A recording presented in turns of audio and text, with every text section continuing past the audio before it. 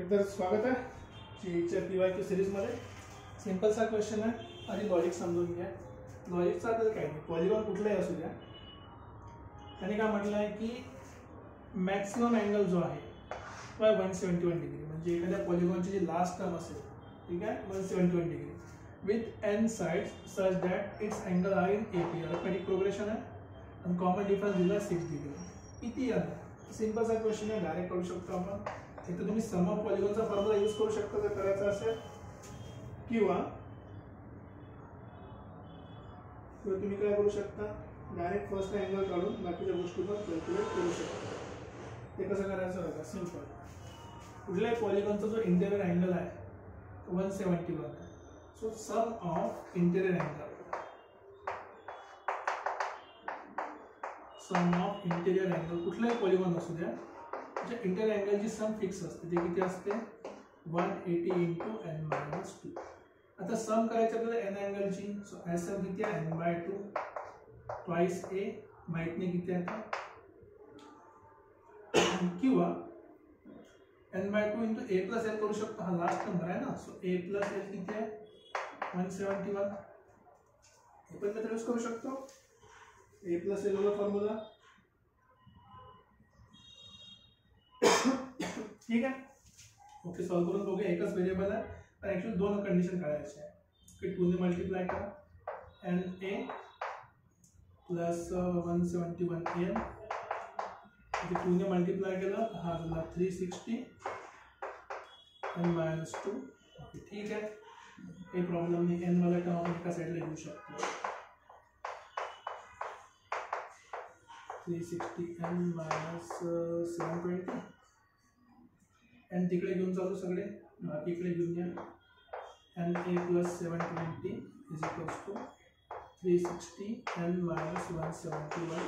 Okay, थोडं simplify करायचं इच्छा आहे पण ओके ठीक आहे, करून टाका सिम्प्लिफाय.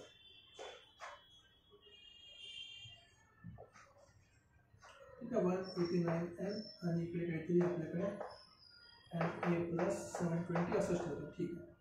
आता ही पहिली कंडिशन. आणि सेकंड कंडिशन त्यांनी डायरेक्ट म्हटलं आहे की पॉलिगॉनचा जो मॅक्सिमम अँगल आहे तो किती आहे? 171. म्हणजे लास्ट टर्म जी असेल ती काय असणार आहे? 171 last term. So 171 is equals to a plus n-1 into d. Right, ठीक आहे. सेकंड इक्वेशन यूज करू. आता बघा, a तर आपल्याला माहिती नाही, n पण आपल्याला माहिती नाही, पण आपण काय करू शकतो, d ची व्हॅल्यू आपल्याकडे 6 आहे.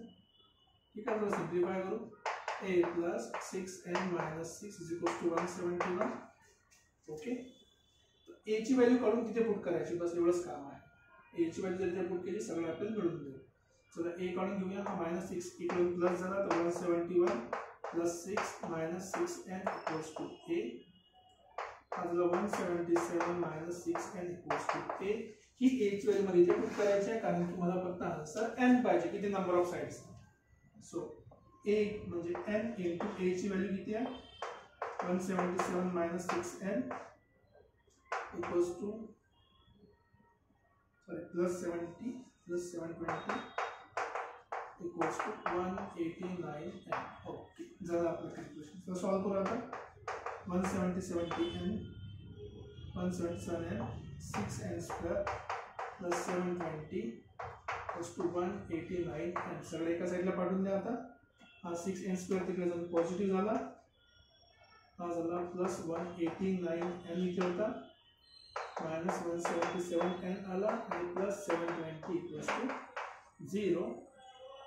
6n² प्लस सिम्प्लिफाय करू शकता तर हा झाला शायद 12n प्लस प्लस तिकडे जाऊन मायनस झाला, मायनस 720 इक्वल टू 0. 6 ने डिवाइड करा.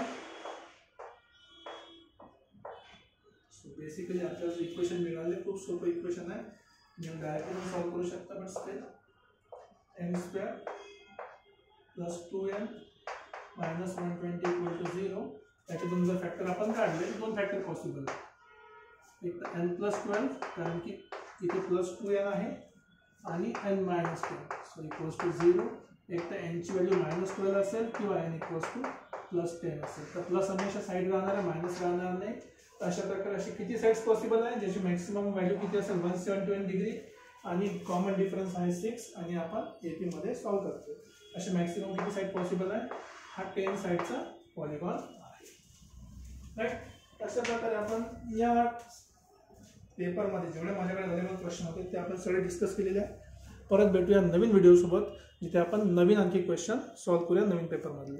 ठीक आहे. तर भेटूया पुढच्या लेक्चरमध्ये. Till then take care. Bye bye.